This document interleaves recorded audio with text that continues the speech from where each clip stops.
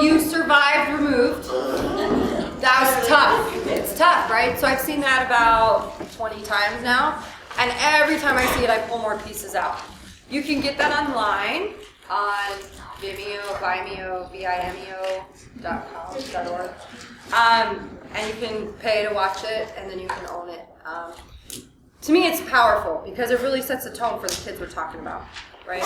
A lot of the people we work with and who touch our lives have been through really tough stuff. So I want you to really think about that as you're going through today. If that impacted you in a really deep way, first of all, you're probably a very caring, loving person, okay? Second of all, take care of yourself. Take care of have I said that today? Take care of yourself. And third of all, remember that as you are sitting around in teams of educators and discussing these kids, they have a story. And sometimes that story is lost and forgotten. And I'm a believer that anytime you get to hear the story, what an honor and what a privilege that someone let you into their life to hear that story. Those are sacred ground. That's sacred ground that you're walking on. Because that means they're safe with you. Okay? Just like those are stories for our kids, those are also stories for the parents and the caregivers whom we work with. Okay? Many people are guarded and don't want to tell you anything because they have been screwed by a lot of people. So why are you going to come in here and tell me what to do with my kid when you don't know anything about me? Fair question. So today's really about relationship and connection, right? Because if you don't have a relationship with the kid or the family you're working with, you're not going to get very far. You're not going to make a lot of movement in the strategies that you're trying to implement. Because I'm guarded. I have been screwed over by other people, and I'm not going to connect with you and do what you want. Okay? So, trauma has a lot of different meanings, okay? Lots of different meanings. I am certain that every one of us in this room has been affected by some sort of traumatic event. I'm certain of that. We are human, we live, we breathe, we have trauma. It's part of life, okay? So part of what happens is we could all be experiencing the same thing. And it could affect us in very different ways. Right? For example, the movie Removed. We all had very different responses to that. For some, it might have been a response of, oh my gosh, I put myself in the shoes of that child. For some, it might be triggering some of our own memories and thoughts. Okay? Very different ends of the trauma scale. So what is traumatic? Same event can be experienced, adapted, and carried forward in different ways by different children. It is the response by the individual. By the individual. To the experience or event that is traumatic, not the event itself. Does that make sense? So, many of us have been through divorce. Many of us have been in car accidents. Many of us have been maybe abused and neglected ourselves. Many of us have been in domestic violence relationships. Many of us maybe have experienced sexual abuse, physical abuse. There's all sorts of stuff. Okay? My parents were married for 27 years. They got divorced when I was 24. One of the most traumatic events I ever lived through my entire life. People are like, well, you were an adult? What? They're my parents! They divorced! Very traumatic. Yes, I was an adult. I was married. I had my own family. Still traumatic. Right? So whether I experienced it at birth, my husband's parents were divorced before he was born. Not as traumatic, I'll be honest. For him, right? He spent a lifetime going to different houses. That's how he grew up. That's what he knew. I grew up like, now I gotta choose where I'm spending Christmas? I don't even know how to even wrap my brain around that. So all of us experience things in very different ways, okay? Trauma event, prolonged reaction, altered neural systems. What does that mean? That means that if I stay in a crisis for a really long time, my whole chemistry is going to change. So if I'm a kid who's never felt safe, I'm going to grow up and probably be pretty angry. Because because I'm scared and I've never felt safe. All right, so I'm a storyteller. Is it okay if I tell some stories along the way? I think stories make life a little bit more interesting. So there I was in my private practice with a really fabulous young lady who's getting ready to have a baby with a not so fabulous guy. That happens, right? And she's like, hey, can you talk to my father-to-be about some of his issues? Little did I know what that would entail, okay? So I knew the backstory. The guy had served his country, been dishonorably discharged, murdered a guy, been in the system. Like, all the bad stories you can possibly imagine, he was this one guy, okay? He walks into my office. I have a pretty kid-friendly office, so there's lots of toys, and it's a happy place, and there's like a puzzle of a castle, and we got Isabel, and we got some other things going on, and this is like, big man, tattooed, oh, lots of stuff, very nice. And he's like, I don't know why the F I'm here. I mean, she just asked me to come. So here I am, what do you want to talk about? What do you want to do? And I'm like, my name's Stacy. Would you like to have a seat? He's like, no, I ain't sitting. I'm not sitting at all. And he is F-bombing me all over the place, right? And I'm like, whoo, and I can feel my heart rate start to go up, and I'm starting to be like all anxious, and all this stuff is happening in my own internal self, right? Any of that ever happen to you guys? Okay? And I'm like, I gotta get through the next 45 minutes. How am I gonna do that? I'm not sure if I'm going to do that. I don't want him to kill me. I can handle the F-bomb, that's no problem. What am I gonna do? And so I'm just pacing, I'm pacing with him at this point. And we're pacing, and I'm like, all right, I'm gonna sit, and I'm gonna be cool. And I sit, and I don't say another word for 45 minutes. And this guy walks like I've never seen anyone, like, mad and angry, and I can't believe she made me come, and I know we're getting ready to have a baby. I know what to do. I know how to parent. I mean, I've been a good person my whole life, and he just spews, just throws up on me, right? And that 45 minutes is up, and he's like, when do we meet again? And I'm like, I didn't really do a 1-second party, I'll be honest. And I think to myself, okay, he wants to come back.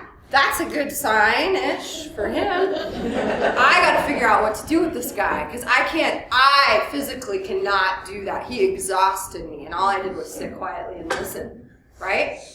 So we make another appointment for the following week, and I came back into my full brain, and I thought about this guy, and I thought, if I'm feeling this, and this is a pretty safe place, like I asked him his name, that's it. Like, I didn't ask any other directive questions. And he's that intense. What is his life in the world like? Right? So, I went back to all my roots. I'm like, trauma informed. We're going to do some strategies. He walks in, and same thing, same intensity. And I sit on the floor. And he's like, what the F are you doing? And I was like, you know, I just feel safer down here. Now, what just happened, right? I said, I feel safer down here. And he's like, what do you mean safer? And all my colleagues are like, you did what? You sat on the floor with a violent criminal, pacing? I became very vulnerable, right? That he could have taken me out at any moment. But what happened is when I sat on the floor, he sat on my couch. And he like chilled out for a few minutes. And then in my head I was like, manage your heart rate, manage your heart rate, manage your heart rate, stay calm, all is well, life is good. And I just did a lot of deep breathing. And pretty soon he stopped talking. And he was deep breathing when I was deep breathing. And eventually what happened by the end of session 2 is we had a connection. And he said, this is the calmest I've ever felt in my entire life. He's 26. And that moment was the calmest he'd ever felt in his entire life. Well, what I came to realize is that's the moment he ever felt, the calmest he ever felt in his entire life, sober and clean. So, he comes back for a few more sessions, okay? And I asked him this question. I said, tell me the time you have felt the safest. And he said, well, in your office. I said, okay. Tell me a time when you were not angry. He said, I've been angry my whole life. My whole life I've been angry. I was like, what do you mean by that? He goes, I was diagnosed with bipolar in kindergarten. Well, I have some opinions about that. Okay. But I also recognize what he's saying. So he got a bipolar diagnosis, which is a big diagnosis, huge diagnosis, when he was 5. So he's 26, so that was 20 some years ago, right? So we didn't know then what we know now. But that tells me there was some stuff going on in kindergarten, right? He was an intense kid then. So I said, okay, think back, because what do we know about the brain? It's developed, 90% organized by how old? 3. Okay. So I said, tell me what you remember from before 5. He's like, well, I don't really remember anything. I said, okay, well, tell me some stories that have been told to you, because we pass on our stories, right? And he said, well, let me think about this. And he sat quietly for 5 minutes. Remarkable. By this time, I was sitting in a chair across from him, not on the floor. And he said, I guess I've never really thought about this, but my dad tried to shoot my mom when I was in the car seat in a car, and the bullet broke the window by my head.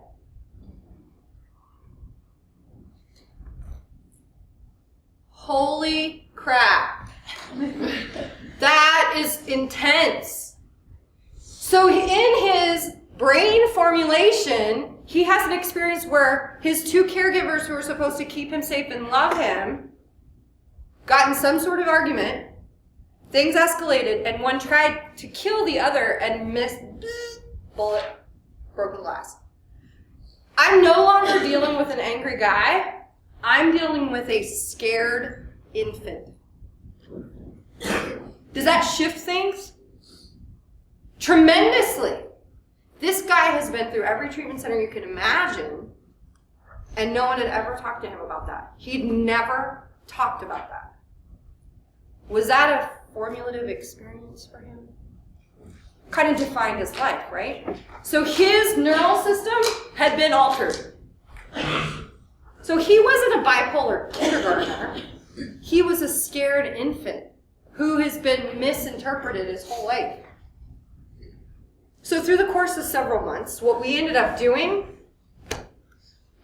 is he would let me put my hand on his heart and breathe with him and get his heart rate to just go down.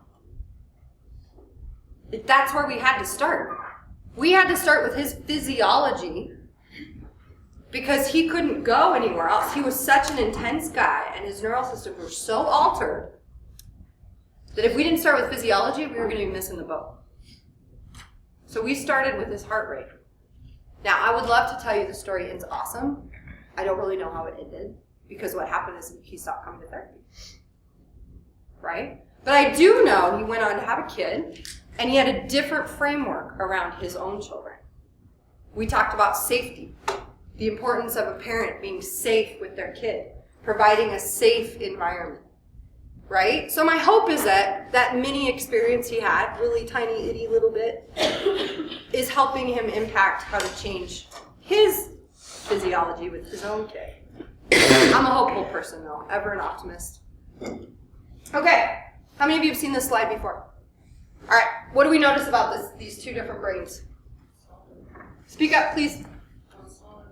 One's smaller. This one's smaller, right? There's less activity. Black? Not so black. What else? The vision down there at the base, you got that notch. Yep. Yeah. Right there. Okay, what else? There's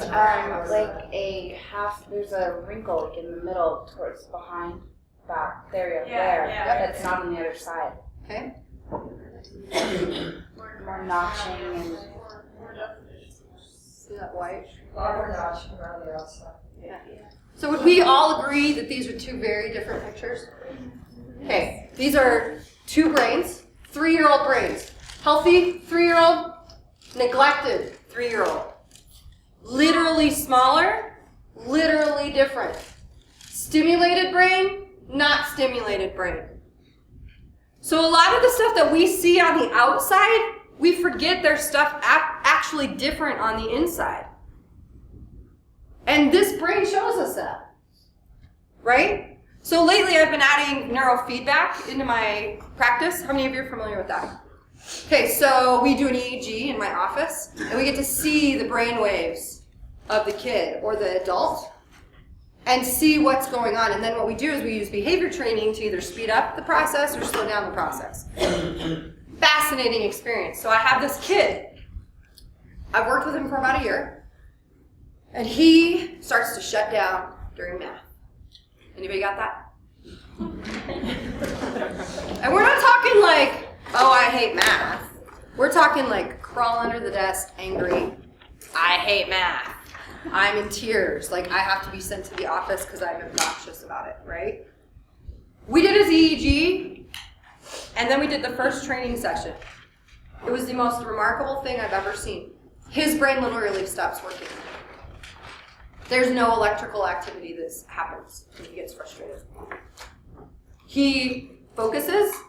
He can make things happen, like mad focus. So there's this game where you have to make these planets, and the more you focus, the more planets that are made. It's really cool. He can make 10 planets in like 5 seconds. That never happens. It's usually like 10 planets in a minute. Planet, shut off. Planet, shut off. He gets so stressed that his brain stops. Now you can't see that from the outside. What that looks like from the outside is what? Defiance, he's not trying, he won't do it, he can't do it, right? He refuses to do it. Oh my gosh, this kid's giving me a hard time again. Inside, he has a very low frustration tolerance. Stacy, when you refer to brain, you're talking about the frontal lobe, correct? Versus the primitive brain. So when I'm talking about brain, I'm talking whole brain. Okay. Whole brain. So when we do an EEG, it's on the whole brain. There's 19 spots. From back here to here, all over. And then when we do the training process, there's different spots that we use, but it's a whole brain. So I have a question with the brain. There's, if the child has, say, agenesis of the corpus callosum and has been diagnosed with bipolar, does the agenesis affect the bipolar in that way? Because like the brain is already there, it's a congenital defect where the brain is damaged. Okay, so we're going to do a little caveat on labels, okay? So, yes, there's no way that you can have part of your brain functioning and not impacting the other thing, right? I just don't believe that. And I think there's lots of people who want to kind of pigeonhole certain things. So we label lots of different things to give us a way to talk about it, right? And so yes, absolutely, there may be certain things on board, but there's no way for them to function independently. They have to interact in some way. Does that make sense? Does that answer your question? Okay, let's talk some more about that offline. Yeah. So, all right, the brain matters.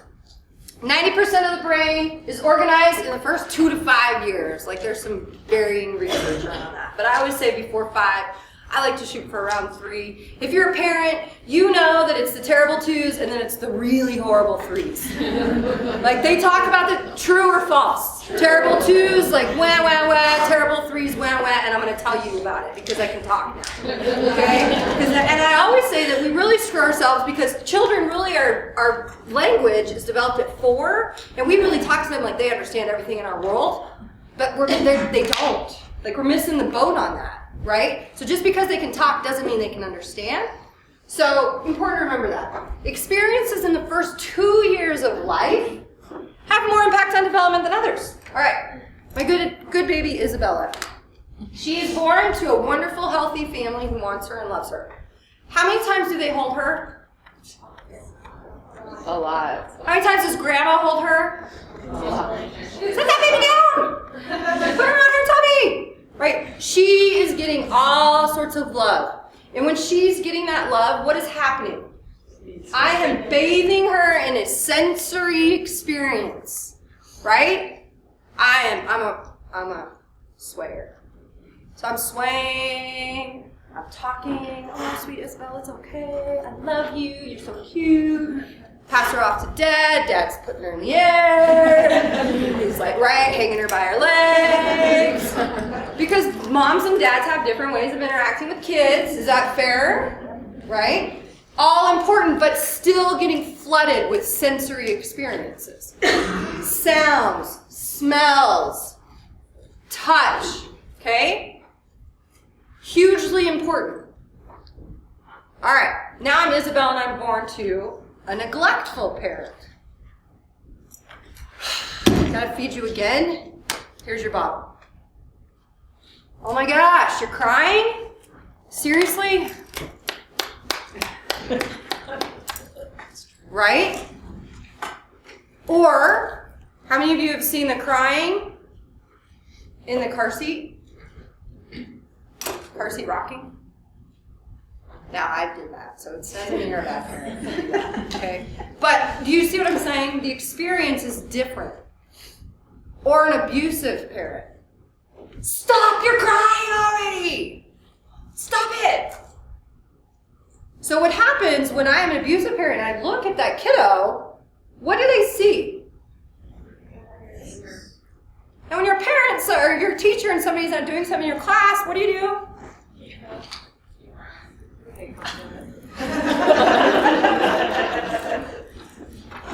Do you see? That could be a triggering experience. Okay? So it's about the sensory experience.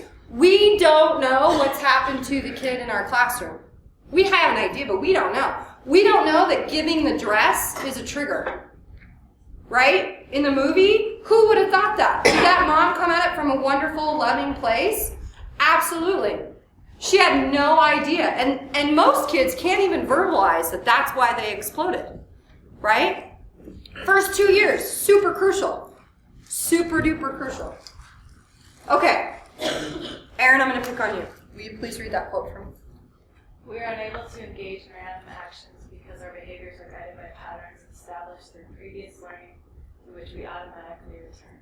Oh, it's a lot of words. Okay? But what that's saying is, how many of you have had the experience of, oh my gosh, we have gone over this 1,000 times, and you're still doing that? How many of you are exhausted? Right? The reason that happens is because what has happened to me in the first 2 or 3 years of my life is going to have more impact than you telling me 1,000 times. Because you're telling me 1,000 times, and I don't know what state I'm in. I might be in a state of calm, or I might be in a state of anger. But when I go back to a state of fear, I'm going back to what I've always known. So you might have to give me 2,000 times. But when you give up after 1,000, then you're sending me another message that says, I don't have time to tell you more. Does that impact anybody? Does that shift anything for anyone? Right? Or one of my other things that we always run into is, he says he's sorry. He does not mean he's sorry. How many times do I have to say, here, I'm sorry? You have to hear I'm sorry every single time that kid will give you the honor of saying it. Every time. Because it's practice. It's repetitive. How many times does the baby get held in a healthy home when they cry? Thousands of hours. So that's the experience you're giving them. Any comments on that? Bring it. I think part of it's how the message is delivered. What do you mean? Say more. Well, we might be patient like the second time, be like, remember we talked about that?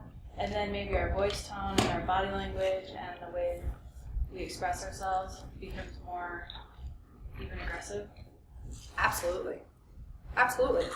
Our delivery is half the battle, right? When I'm talking to the baby, and we're at the restaurant, and the baby decides to cry in the restaurant. Anybody happen? And you're like, oh, really? Now, I don't say, oh my gosh, don't cry here. How could you do this to me? It's our first night out, please. No. But if I pick her up and I'm like, okay, everybody's staring at me, I've got the crying baby, am I making it worse? Calming it down, right? All in our delivery, okay? Because it's a sensory experience. It doesn't mean I don't talk to my baby. We always talk to babies. It's how we talk to them. And it's a sensory experience. At my house, my kids know when I use my higher ranged voice, I'm in business. Because I'm pretty calm, cool, and collected. Mostly. Not always. I won't say always. I did have a moment the other day where I screamed at my daughter and I was like, why aren't you packing? And she looked at me and said, because I'm tired. Why are you yelling? And she's like, Mom, it's very simple. If you're going to yell at me, I'm going to yell at you. Let's figure out how we're going to move forward. I said, welcome to being the daughter of a therapist. It's all in delivery. And it also means that we're human. We're going to make mistakes, right? It doesn't mean you have to do this perfectly. It means that how you handle it after you blow it has a major impact. How many of you have blown it? Thank you for being honest. Absolutely. So how do you repair that? We're going to talk a little bit more about that. Okay, so now we're getting to the good stuff. Brain. This is Bruce Perry's brain. Not literally his brain, but his development. Okay? Upside down triangle, bottom up. Okay? Brain develops from the bottom up and the inside out. And we have the very bottom part, the pink section that says SS, that's somatosensory. Sensory experiences. Okay? That develops, fully developed, 9 months old. We are driven by our brainstem. That's the pink section. We're driven by that. Okay? Regulatory system. Diencephalon cerebellum. That's all about self-regulation. Any of you got any kids who have self-regulation issues? Spouses? Co-workers? Yourself? We all have self-regulation issues. Okay? That is all this area. This is 90% of the people come to see me when this is a problem. Okay? How many of you have kids that walk along the wall like this? And you're like, we're in the hallway. Keep your hands to yourself. Or they're bumping into people. Somatosensory. How many of you have kids that are like, you look at them and you give them just a little tiny disappointed look and they're like, oh, I'm so sorry. I didn't do it. And it's just this big, huge emotional reaction, right? It's regulatory. Any of you guys have kids who have peer problems? Issues at recess? Can't handle lunchtime? Really struggle with, transitions in the hallway? Welcome to affect relational. This is all relation. That's your limbic system. All relationship stuff, right? None of the interventions that we talk about today will work if they don't happen in relationship. You have to be in a relationship with the person you're trying to do the intervention with. Now, I've had teachers who I'm like, all right, we're doing our trauma-informed brainstorming. These are the things we're going to try. And they go and they're like, all right, you're going to do a yoga pose. I'm like, they're going to do the yoga pose. You do it together. We'll talk more about yoga poses. Okay? And cognitive. This is where most of us live in education. That's where reading happens, and math happens, and learning happens, and that's where most of our cognition happens. Okay? We talk to the cortex. Doesn't make a difference if we're talking all we want to the cortex if this part's all dysregulated. Make sense? Is this a helpful visual tool? Okay, any questions moving forward? All right, we're all good. Okay, it's important to understand mechanisms underlying your current functioning. So in my life, when I look at the issues that a child brings, I'm no longer just looking at the behavior. I look at the whole setting. Where does it occur? Who does it occur with? Some kids only have problems with some people. They get along fine with others. Why does that happen? Delivery? Absolutely. Relationship? How I'm looking at a kid? Past experiences? Right? Now, I grew up in a family where my dad's like, Stacy, now pay attention. So when I have a teacher, I remember very vividly having a teacher in high school that was like, are you getting me? And I was like, oh my God, all sorts of stuff. Pretty small little moment, right? This is not like abusive. He did it in a, I want to teach you the right way world. But think of the experiences that kids have. Our girl from the video, she got taken from an unsafe family. She got placed into her first foster home, also unsafe. With the message of, they weren't unsafe. We're going to put you somewhere safe. And then she ended up in another home. She was not as apt to connect initially, was she? Some kids will choose their abusive home because it's predictable. Okay? They know what to expect. Not saying abuse is predictable, but they know the parties involved, as opposed to completely strangers, right? Well, it's safe in its own way because it's predictable. Right. Absolutely. And there are moments of safety. Okay? Those are things to think about. Each person has a unique pathway to the present and deserves individualized care. Now, one of my biggest struggles right now with education is that we have lots of stuff we have to get through and lots of check marks boxes we have to check, right? Lots of testing, lots of this, lots of that. But what happens is when you start to have individualized care with these kids and you really are creating an individualized plan, you get a lot more success. Now, some kids, you're going to be able to come up with strategies that you know just work for those kind of kids, right? So we had this little guy that I worked with. He came to me at the age of 4, okay? He came from inner city Chicago, and he landed in Montana on a ranch. Rural Montana. Cute little guy. Came to me at 4, worked with him for a period of time. Parents are in prison. Lots of bad stuff he witnessed in his life, okay? We sat down with his team at school and we had this big conversation around, all right, what can we do to help this little guy? And we knew there were lots of sensory issues involved. So one of the best interventions is patterned repetitive activity. Patterned repetitive activity, okay? So the teacher always had notes to go to the principal, and he delivered, and then the principal always had notes to come back, right? But one of the things that the teacher did was have him move books. Heavy books, right? Move the book. So he comes into therapy one day and I was like, how's school? And he's like, really wish Mrs. H would make up her mind. She has got to be one of the most indecisive people I've ever met.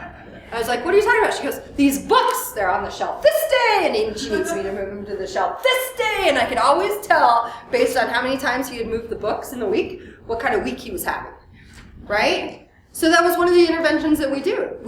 That worked for him. As soon as he picked up those books and he moved it, the rest of the day was pretty good. Because we were engaging his system, right? Individualized, not one size fits all. Okay, so we talked a little bit about this. Red line is usually where our kids are in early childhood, okay? Age-targeted programs. Blue line is a typical kid. The younger you are, the easier it is to tolerate a lag between your development and your chronological age. In my life, I rarely can tell you the actual age of the kids I work with because I always am looking at them through a developmental lens. So I have this fabulous lady I'm working with, young lady, 16, adopted by fabulous parents. I get her, and really, she's an infant. So what do you do with a 16-year-old infant?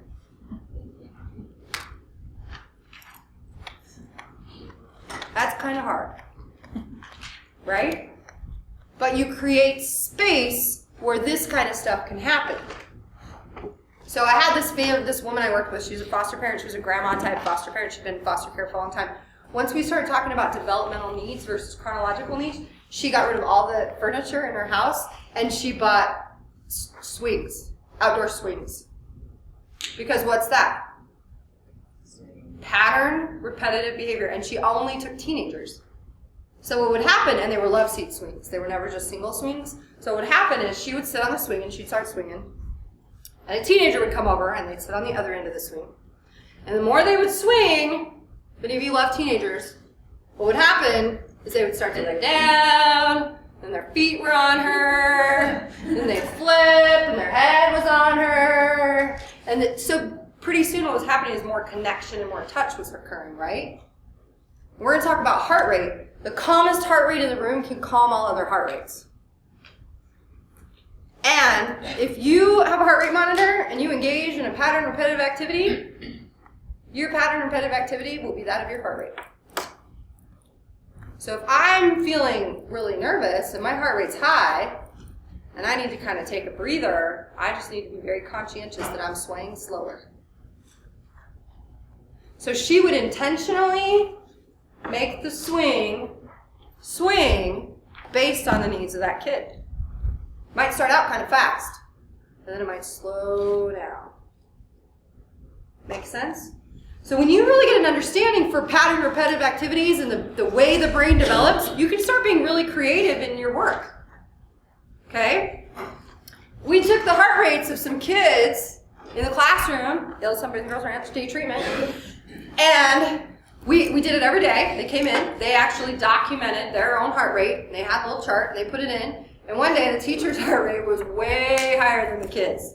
And one of the little guys was 7, and he goes, I think you need some pattern repetitive activities. But it gives them control when you teach them about their own biology, right? I had another little guy I worked with, we got him his own little heart rate monitor, and he had an agreement with his teacher that once it hit 100, he could get up and walk out and go for a walk no matter what. Now, that's given up a lot of control. And what usually happens is, oh my gosh, what if every kid did that? Right? There's all these questions. Well, what happens is kids know the kids who struggle. And when you deliver it as, hey, he's got some stuff he's got to take over, he might leave and go for a walk. He's got some stuff he needs to take care of. Other kids understand that. Because if he doesn't take care of himself, then what happens is a whole class is disrupted and a big explosion occurs. So wouldn't it be easier for him to just leave, take a walk, come back, than to disrupt the whole class? Right? Okay. So this is childhood. As you get older, the skills lag becomes viewed through various lenses. This is where all of our labels come in. All right, we're going to do a little survey. I want you to look around the room as you do this. How many of you have kids with ADD, ADHD, oppositional defiant disorder, bipolar disorder, schizophrenia? That one's usually a little rare. Just check. If you all had your hands raised, we'd be chatting. Okay? Post-traumatic stress disorder, depression, anxiety, OCD, learning disabilities. Am I missing any major ones? Anxiety. Depression and anxiety. It's okay. Executive function disorder, sensory processing disorder.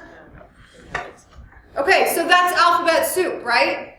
A lot of our kids are labeled with this information. Eating disorders? Absolutely. So what we know is that, and this is kind of how I work, I struggle with diagnosing if there's trauma in the picture. Because trauma impacts diagnoses. So I had a death over Christmas, but somebody in my family died at Christmas time. I was depressed.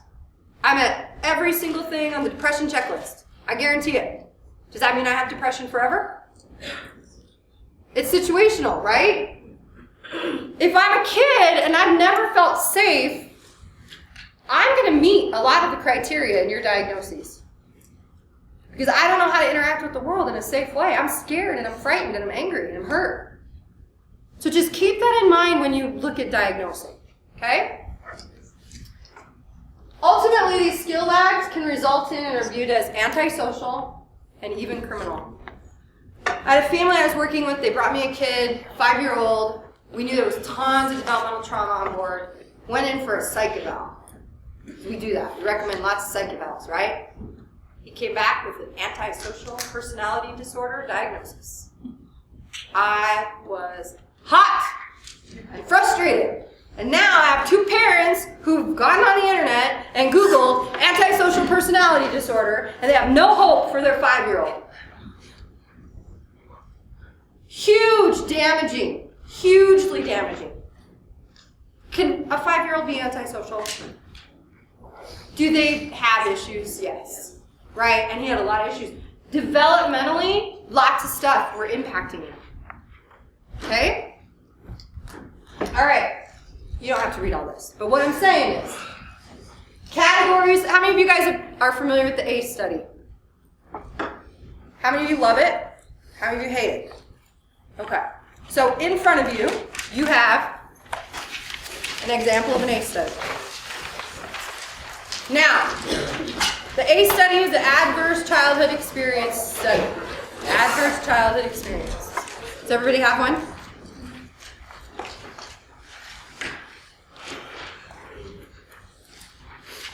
All right. Now, if you choose to go through this, it might bring some stuff up for you. Okay? There's a huge study. About 17,000 people were looked at, impacted, discussed, all these things around what were the experiences you had in childhood and where are you at now in your life. And what we found is that the more adverse childhood experiences you have, the little more difficult that is to overcome. But it's easier to overcome if you have other things in place, including your relational health. Okay? So, adverse childhood experiences can be a number of things, right? So our list is up here. Emotional abuse, physical abuse, sexual abuse, emotional neglect, physical neglect, family violence, household substance abuse, household mental illness, parental separation or divorce, household member incarcerated. Now, I can relate to probably 8 out of 10 of those have happened to me or in my family. And I'm here with you today, and I feel happy about that. Okay? It's not it doesn't define who you are, but it gives some understanding into why you experienced what you experienced and where you're at with things today. It's also a tool that can be used with the kids in your life. As you look at what are they going through, what have they experienced, what have they been through. And my understanding is there's several people in the state who are using this as a tool, right? In their classrooms? Ish. Okay.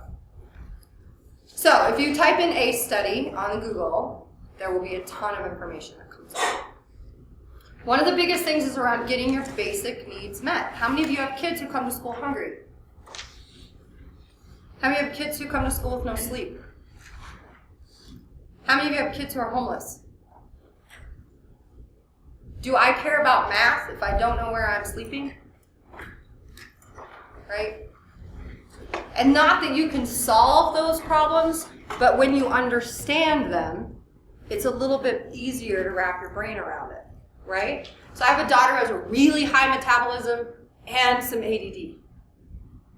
And when she is like really focused and overwhelmed and in the zone, she burns more calories than the normal person. So we send her with a lunch, and we send her with another lunch. And she eats all day long. And if she doesn't eat, she gets big black circles under her eyeballs, and she starts to shut down, and she starts to cry, and it becomes this big, long, drawn-out mess, right? And so we've had to work with her teacher around, she just needs food. Like, food is successful. If she's shutting down, you just give her some food, because she needs it. And then she had a kid come up to her the other day and was like, I don't understand why you get a snack and I don't. She's a first grader, second grader. And she had to explain to them, I have high metabolism. And if I don't have proper nutrients, then I don't learn well. Okay? So it's around kids understanding what they need. And we can't help them deal with it if we don't know what they need. All right. We're back to our brain. Everybody doing okay? You guys need a break? You all right? We're going to keep pushing through. If you need a break, get up, go. We're going to come back. We're going to do lunch in a few minutes. All right. This is the bottom of our brain. Brainstem, we talked about this. Diencephalon, limbic system, cortex. This right here is how behavior is generally developed. Hold on. So, most babies are born with a heart rate. True or false? I say most because if any of you have had any preemies, right? Most are born with body temperature. Okay? Some kids, though, are put in the NICU because they need help with those things. Most have blood pressure. Most kids eat and sleep and poop. Right? Okay, this is important to know because if this is the base of your house, and if the base of your house is built on sand, it does not matter how much reading intervention or math intervention that you do. So, I have a fabulous heart rate monitor. You guys seen this? Oximeter. Pass it around. My heart rate is always high when I present. It will be at probably 90 or 100. 86, not bad. So the top number is your oxygen level. Bottom number, heart rate. Okay? Feel free to take it and look at it. So here's the thing. Typical heart rate should be between 60 to 80 beats per minute. Littler people have a little higher heart rate. But if you're over 100, over that 95, 100 mark, you are in your brainstem. You're in fight, flight, or freeze mode. If you have a kid who lives there, there's a reason you're not getting through to them. So I had a little person come into my office. Are these stories helpful? Kind of paint a picture, right?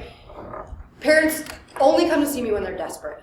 They've tried all other things, and this was a great family because the mom was like, I'm here because the psychiatrist told me we're not getting a med refill until I come to see you.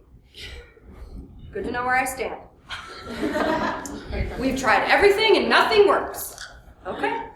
So there they are, and I'm doing the intake, and getting all the history of everything they've ever done, and I had a really good relationship with the psychiatrist, so I knew that this was like the last shot.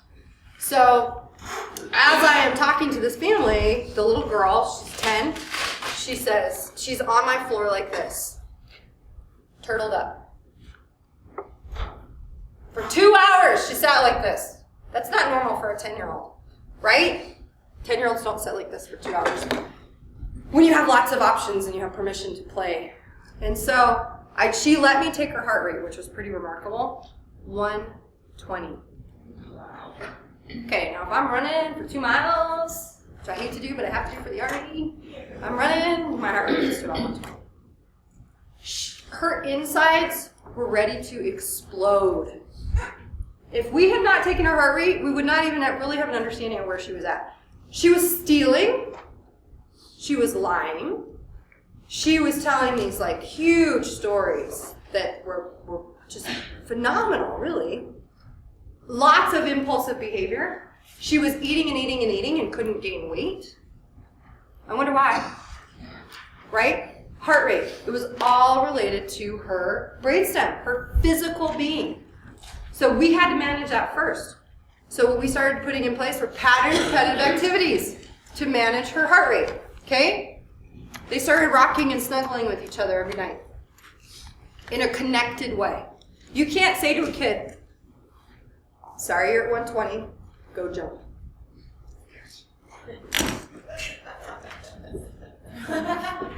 Does that help my heart rate? Not if I'm not in a relationship. Now, if I'm jumping with my caregiver and they make me slow jump, then they make me fast jump. And then I slow jump, and I'm kind of in relationship when I do that, that can change things. Okay? If you have a problem coming up with a pattern repetitive activity, I say challenge your core. So I had a dad who really got this. And every time his kid was starting to get angry, he knew that they had to engage in a pattern repetitive activity. And so what he would do, instead of making his kid do it, he would go. And the kid would be like, Dad, what are you doing? But what happened is the kid started doing that with Dad every time he was mad. And they were engaging, and you have to really think about that, right? So you have to look at what's going on in the brainstem. Has the kid eaten? Has the kid slept? Now, there's all sorts of research coming in around how late school should start, right? Because kids need more sleep. There's all sorts of information coming in around the impact of screen time on sleep, on interactions. Whether we like it or not, that's the world we live in, and those are the things we have to address in our classroom. I understand you're not parents when you are educators, but you are doing parenting roles, right? So you have to get creative around that, okay? Group home settings, you guys end up being parents to a lot of these kids. So you have to look at what are these things. Dopamine, norepinephrine, and serotonin. Any of you ever heard those things? Okay? These are in our medication that we give children. Right? They're addressing those neurotransmitter issues. Some kids respond okay to medication. Some kids don't. Some kids could be on all sorts of medication and still have the same issues. That's because we're not addressing the developmental piece of it. we're addressing the medication piece. Okay? Now, I've sat with lots of parents and lots of educators around the same table, and they're arguing over medication. And medication's not really the issue. How many kids present with ADD and ADHD when they have developmental trauma? Is my 2-year-old going to sit still for 45 minutes in a high school setting? We're lucky if she'll sit still for 2 or 3 minutes. So if I'm a 16-year-old in an infant body and you can move me to toddler land, life becomes a lot more interesting. So my kid that's 16, she's about 3 or 4 now, and she knows this. We talk to her cortex about this all the time. And she said to me the other day, Stacy, I don't really want to be 16. I like 3 and 4. It's so much more fun.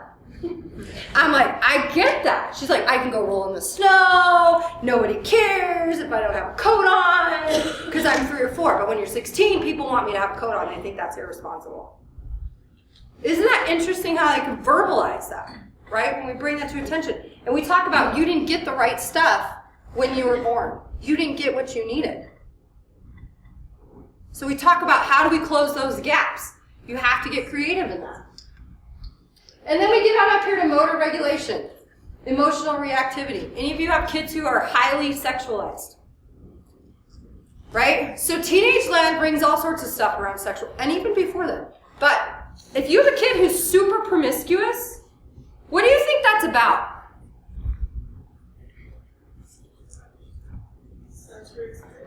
Sensory experience, connection, attachment. If I didn't get what I needed now, I will find a way to get it. And I will do it in unhealthy ways, right? So when my daughter was born, we didn't know we were having a daughter. And she was like 2 hours old. And I was probably still on drugs because I forgot to turn off my epidural. And I looked at my husband and I was like, you better have a really good relationship with her. It's like, okay. Like someday she's going to be a teenage girl and she's going to hate my guts and you're going to be all we got. And he's like, she's only 2 hours old. I'm like, I don't care. Consider this a warning. Because you have 13 years to get this figured out and have a really good relationship with her. Because what do we know? If we're not connected to our parents, we will find people who take care of us. And we'll find them in unhealthy ways. Right? So one of the things that we really miss is how important dads are. And how to embrace them. And how to include them in our setting. And we miss that because educators are primarily women. I'm not saying all, but there's a lot of us, right?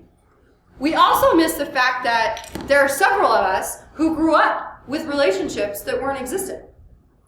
So we don't always know how to engage with a mother, how to engage with a father. That brings up our own stuff. Okay? How many of you have had a kid in your room or that you work with who reminds you of you? Right? Those are things to be aware of. How many of you are actually talking about that kid today? Okay. Just something to think about, right? So as we go further up this, how many of you have asked a kid why they do something? I'm encouraging you not to ask that question anymore. Because it leads to frustration. Right? Why aren't you packing? Because I'm tired. The reality is when we work with kids who have developmental trauma, they can't answer why. And they get frustrated. Because why is an abstract thought. And that's at the very top of our cortex. And especially when you're asking me why, I'm usually probably in trouble. And I'm not in my cortex. I'm way down here in the bottom. So why is a setup? So ask it in a different way. How many of you have your own children and you say, how was your day? And they say, fine, good, okay, nothing, I don't know, whatever. Figure out a different question. They will always answer that. How was your day today? Fine. You always say fine, because it was fine. Tell me about your day. What happened today? Who did you have lunch with today? How was science today? Be more specific. Okay? Critical thinking is way up here. All right. So we talked a little bit about this, okay? So the way that we interact with the world is through our body and our primary senses and our brain. If I'm having a sensory experience, okay, how many of you have been in a conference and there's a ticking? Does it not drive you crazy? And you're kind of like, oh my gosh, I can't even hear what the speaker's saying. That ticking keeps ticking. I hope they do something about that. Does anybody else notice the ticking? It's a sensory experience, okay? How many of you have kids in your class who are doodlers? How many of you does that drive crazy? It's good to know these things about yourself. Okay, my cousin was a doodler. He went on to be an art teacher, and he's like a professional artist. The teacher would say, what is that? You know, are you listening to me? And he'd answer. It's how his brain works, right? Generally speaking, when I'm up here and I'm fidgety, that's just how I roll. That's what I do, okay? I see my yarn ladies. They're knitting as they talk. I have a colleague who's a professional speaker who is like, no knitting allowed. And I'm like, are you for real? Do you know anything about learning styles? Right? So it's how do we interact with the world? What is happening to us? How many of you have heard sirens in your classroom? I guarantee if you hear sirens in your classroom, there's somebody in your classroom who's had a negative experience with a siren and it's triggering them. And they might lose it for the rest of the day. And you might not even realize it because you're used to filtering that out. So it's all about sensory experiences. Is this helpful? You guys doing okay? All right. Okay, we talked about turtling up. You cannot fight physiology. You cannot. I don't care who you are. You cannot fight physiology. So in my work with soldiers, I have an opportunity to talk to them about a lot of the stuff they've been through, right? Soldiers go to war, they can be super duper trained, something happens to them, all that training goes out the window and they end up in shock. You cannot fight physiology. So you have to address heart rate, body temperature. Okay? We're in my office one day, and I know I tell a lot of little kid stories, I promise I have high school stories too, okay? They're coming. We're in my office one day, we had a private practice, we had about 10 therapists who either worked for us or they leased space from us. And I get a knock on my door in the middle of a session. I was like, that doesn't happen very often. I open my door, I'm like, what's up? And they're like, you need to call the police. What? They're like, we got a 4-year-old out of control. Okay, we're not calling the police. Everybody take a moment. Let's all get back into our full brain. So I go down the hall, and this 4-year-old was out of control. If any of you have been in the land of out of control 4-year-olds, they can tear a room up, right? This 4-year-old had taken a bookshelf and dumped the bookshelf, like bookshelf, dumped the whole bookshelf. Had grabbed mom and like bruised her. And I go in, and mom is on top of 4-year-old, laying. And the kid's like, I'm hungry! What does that tell me? I'm hungry. And I'm like, all right, we're going to try something. Go, get a snack, come back in, get down on the floor. I'm like, hey, buddy, I'm Stacy. I hear that you're hungry. Here's a granola bar. Kind of shove it in his mouth. I'm like, Mom, can you let him eat? He eats. Within 5 seconds, he's back to normal. So I'm like, walk me through what happened. And I'm happy to say this is something I'm sure all of us in here have done. They were ending their session, and the kid was like, hey, Mom, I'm hungry. Just a minute, we're almost done. Hey, Mom, I'm hungry. I said just a minute, we're almost done. Talk, talk, talk, adults talk. Mom, I said I was hungry. Like, I'm starving, Mom, I'm starving. I said we're almost done. Just a minute, we'll go get you food in just a minute.